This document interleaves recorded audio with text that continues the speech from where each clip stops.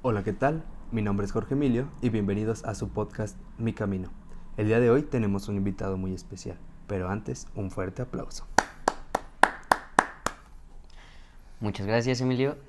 Mi nombre es Miguel y pues yo solo soy un hombre más común y corriente con una historia que me gustaría compartir porque me gustaría que si a alguien le sirve algo de lo que puedo aportar, lo tome como a mí me hubiera gustado haberme encontrado con muchas de estas cosas antes en mi camino y pues te agradezco mucho la oportunidad que me das de estar aquí para compartirlo.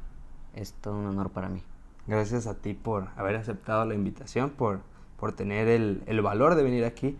Y me identifico un poco con esto que mencionas de me gustaría el que alguien me hubiera dado algún consejo, el que alguien me hubiera dicho, oye, puedes venir por aquí, oye, puedes hacer esto. Así que arranquemos. ¿Cómo empieza tu camino? Muy bien, pues primero que nada, un poquito sobre mí. Soy un profesionista, tengo 26 años, actualmente estoy estudiando mi maestría, trabajo dando entrenamiento personalizado y soy un hombre trans. ¿Por qué quisiera compartir esto? Porque creo que aunque ya es un tema bastante visibilizado hoy en día, que ya contamos con más información, con más acercamiento al tema, todavía existen muchísimos tabús respecto al asunto, hay muchísimo desconocimiento, hay muchísimas cosas que se ignoran. Y creo que lo más grave de la ignorancia no es tenerla propiamente, sino saber que se ignora un tema y decidir permanecer en la ignorancia, no querer salir de ella. Hablo de esto porque yo conocí el tema bastante grande y creo que si lo hubiera sabido mucho antes, si mi familia hubiera tenido un contexto o un contacto antes con el tema, mi vida hubiera sido menos difícil para mí y para las personas que estaban a mi alrededor. Bueno, pues primero que nada, la transexualidad definitivamente no es algo que se elija, no es como que un día despiertes y digas, hoy tengo ganas de echarme en contra a todo el mundo, ir en contra de la sociedad y hacerme la vida súper complicada porque se me antojó. No es así. La transexualidad, al igual que la homosexualidad, no es una decisión, es algo que realmente vive en tu interior, que descubres, algo con lo que naces y a veces tardas mucho en darte cuenta porque no sabes lo que es. En mi caso, creo que yo desde niño me sentía muy extraño, me sentía raro, como si algo no estuviera bien conmigo. Mi mamá me dijo una vez que cuando yo tenía 3 años, le dije, mamá, soy un niño. Se preocupó muchísimo, se asustó y ahí empezó mi historia con psicólogos, uno tras otro. Y yo me daba cuenta que cuando daba señales de ser diferente o de que me sentía diferente, los adultos a mi alrededor o la sociedad en general reaccionaba con miedo, con represión, con castigos o preocupación al respecto. Entonces yo crecí con esa idea condicionado a que estaba mal ser diferente, que entonces lo que yo sentía era algo que debía ocultar, que debía erradicar, que estaba mal. Entonces crecí ocultándolo e intentando cambiarlo. Yo me sentía muy diferente al resto de mis compañeros. Cuando iba a fiestas prefería irme a jugar fútbol con los niños a jugar a la casita con las niñas. En mis juegos yo quería ser Superman, no quería ser la princesa encerrada en el castillo. Cosas así. Pero conforme uno va creciendo, la sociedad te va enseñando que está mal, que te tienes que adaptar a lo que te tocó y nada más. Mi mamá se preocupaba y de alguna manera creo que con el pasar de los años fue aceptando esa parte mía. Nunca le quedó muy claro qué sucedía conmigo, pero siento que de alguna manera me aceptó porque llegó un punto en el que ella me permitía escoger mis juguetes. Si yo quería un Max Steel, me daba un Max Steel, un Hot Wheels, un Hot Wheels. También me llegó a permitir elegir mi ropa del área que yo quisiera.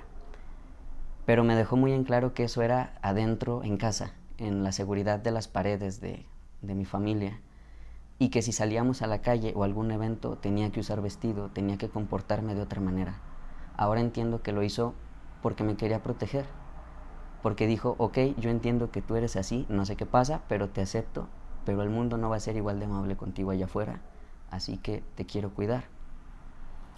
Yo siempre viví solo con mi madre, Mi papá nos dejó cuando yo tenía como 1 o 2 años. Entonces crecí con mi mamá y una tía que vivió con nosotros hasta que yo estuve en la secundaria. Y básicamente ese era mi ambiente. No tengo hermanos, siempre fui un niño bastante reservado. Pienso que por lo mismo no me permitía desenvolverme auténticamente, siempre vivía bajo la sombra de inseguridades, de sentirme culpable por sentirme diferente.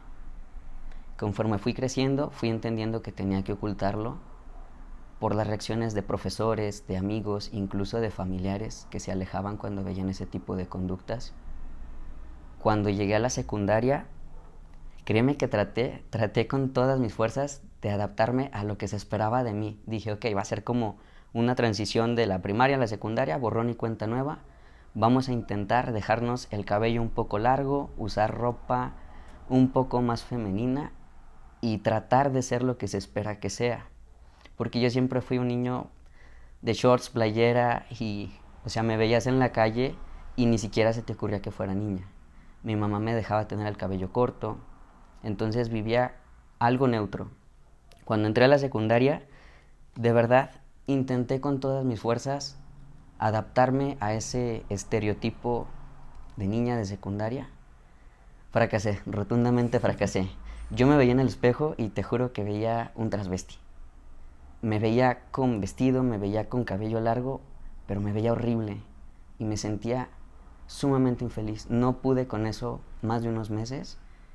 Volví a cortar mi cabello, volví a las playeras, a los shorts y como si nada. Algo que me gustaría hacer mucho hincapié en esto es que de verdad la mente es algo sumamente poderoso, increíblemente poderoso, y la mayoría desconocemos el potencial que tenemos, la fuerza que puede tener un pensamiento, una idea. Es algo maravilloso. Cuando yo era muy pequeño, recuerdo que tenía un ritual. Todos los días me acostaba en el sillón de la sala y repasaba mi contorno, mi silueta con mi dedo y me dibujaba músculos. Me visualizaba de grande con barba, con músculos, como un hombre. Yo quería ser como Goku. Entonces, todos los días me visualizaba así y decía, no sé cómo lo voy a hacer, pero de alguna u otra manera juro que lo voy a hacer. No quiero ser como mi mamá, como mis amigas, no quiero ser así. Lo hice y lo tuve siempre muy en mente. Cuando tenía 11 años, pues yo ya era consciente de que en algún momento de mi vida iban a llegar ciertos cambios físicos propios de la pubertad y que a mí me daban pánico, me daban disforia. La disforia de género es una sensación de frustración, de ira, desesperación tremenda, de querer correr de ti mismo y no saber cómo quitártela. Es una ansiedad horrible que sientes cuando ves algo de ti y tienes la sensación de que no te pertenece, de que eso no eres tú, que no es tuyo. Te ves en el espejo y hay partes de ti o tu aspecto te produce disforia. A mí me producía disforia la idea de pensar que algún día iba a tener un aspecto femenino. Tenía mucho miedo de que llegara la pubertad y quería hacer lo que fuera para evitarlo.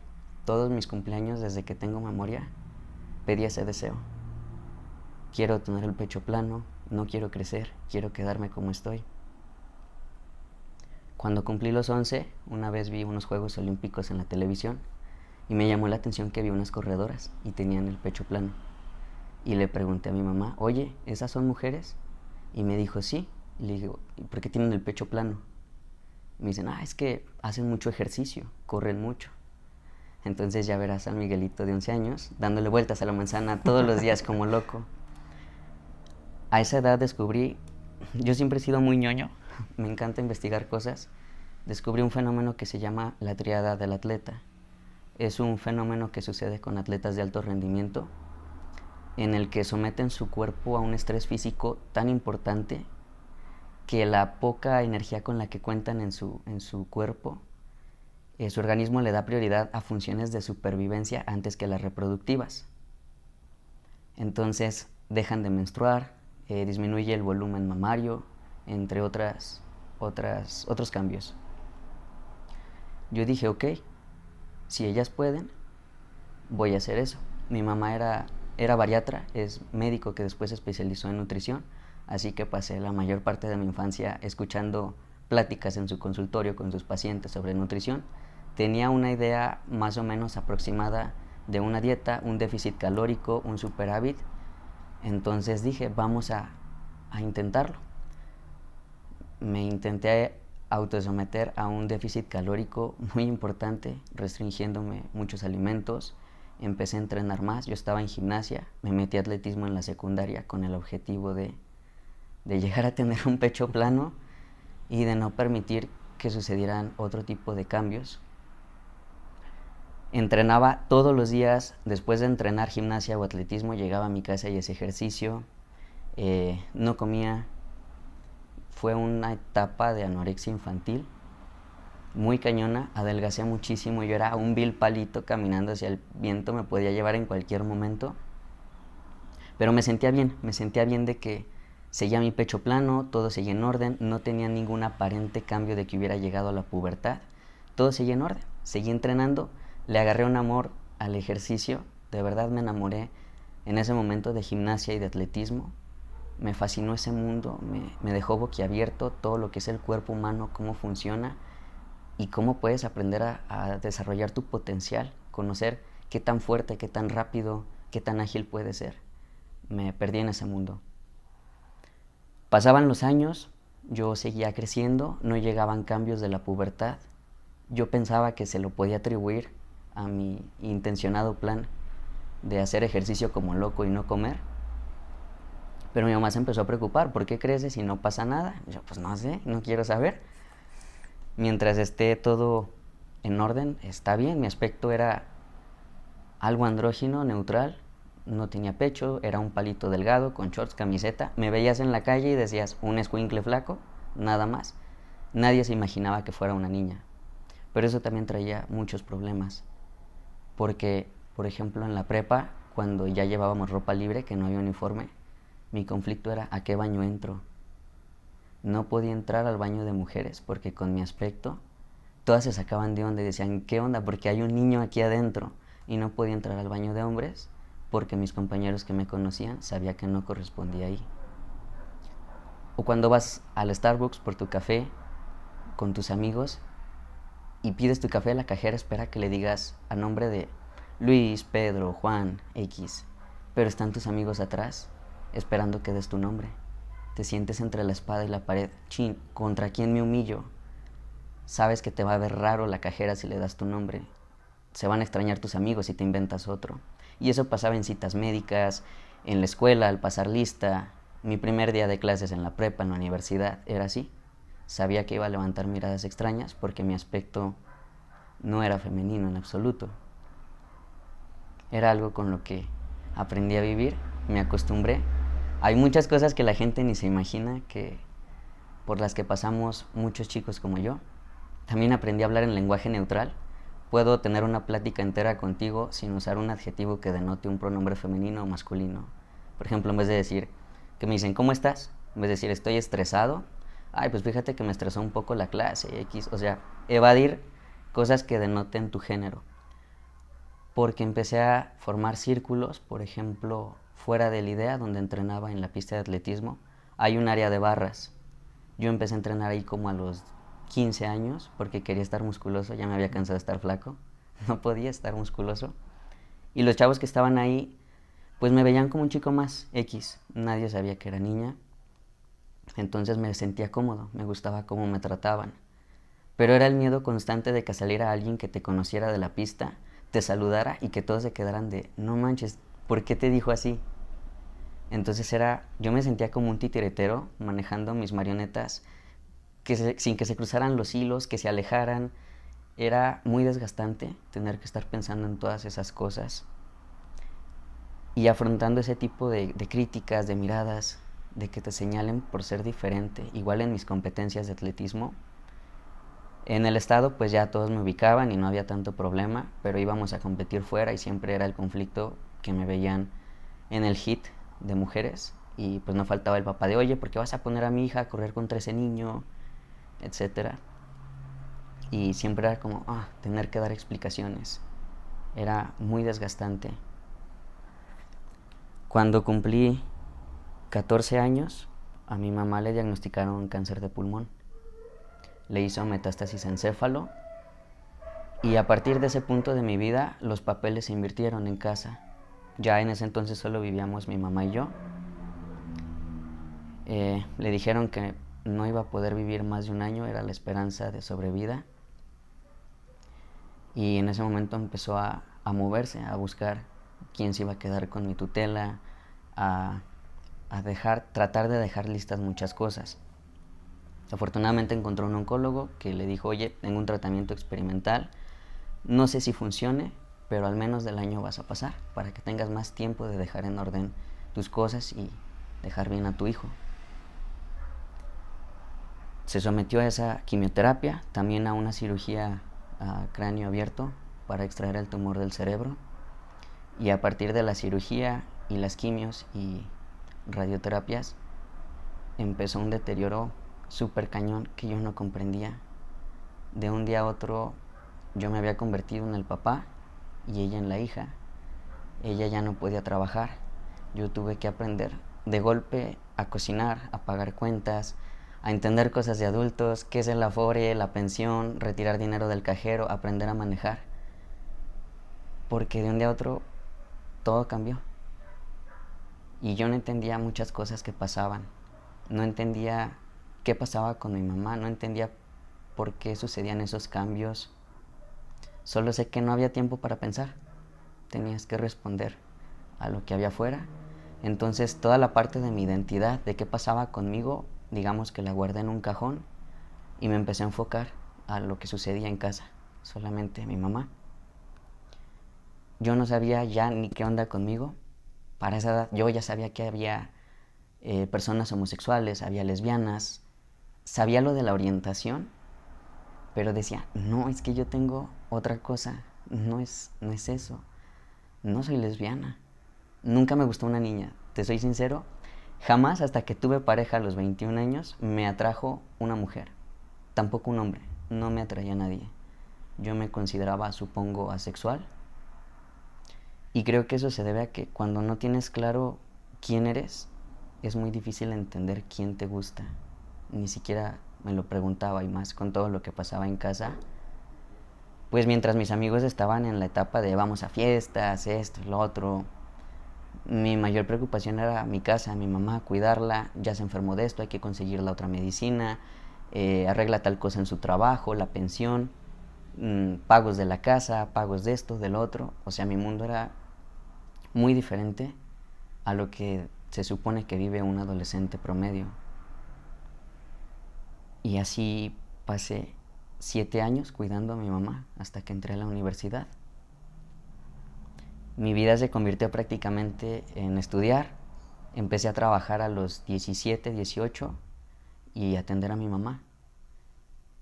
Porque no sentía yo el apoyo de algún otro adulto. Claro que había gente que si algún día se me complicaba salía y te ayudaba, pero me sentía muy asustado, muy perdido, pero no podía dejar que mi mamá viera eso. Alguien tenía que ser el fuerte en ese momento y sentía que no había otra opción más que hacerlo yo. Fui creciendo, le dejé de prestar atención a todo el problema de la identidad. Simplemente dije, ok, creo que no estoy tan mal, tengo un cuerpo medianamente neutro, creo que puedo vivir con esto, no hay problema. O sea, yo ya me hacía a los 80 años igual, o sea, con el mismo cuerpo. Conforme me iba haciendo estudios médicos para ver qué pasaba, por qué no maduraba, porque yo ya tenía 19 años y no pasaba absolutamente nada. Me hice estudios genéticos, de cariotipo, estudios hormonales, todo lo que te imagines, como unos 4 años, y todo estaba aparentemente bien. Simplemente que mi cuerpo no producía hormonas de ningún tipo. Mi cuerpo no producía estrógenos, no producía progesterona en niveles normales. Y no se sabía por qué. No sé qué tanto haya sido a lo que me induje de niño con el ejercicio y la dieta restrictiva. No sé qué tanto haya sido la mente. No lo sé. Porque cuando tenía 19 precisamente, suspendí el ejercicio un buen rato, regresé a comer normal pero no pasaba nada, seguía igual.